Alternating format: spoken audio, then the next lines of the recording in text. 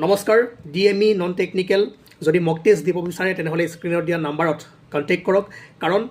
এতিয়াৰ পৰা অনলাইনো দিব পাৰিব PDF-ও পাব কিমান মাৰ্কছ পালে কি হ'ল এনচাৰ কিউ পাই যাব আৰু PDF-টো দিয়াৰ মই ব্যৱস্থা কৰিম এতিয়াৰ পৰা লগতে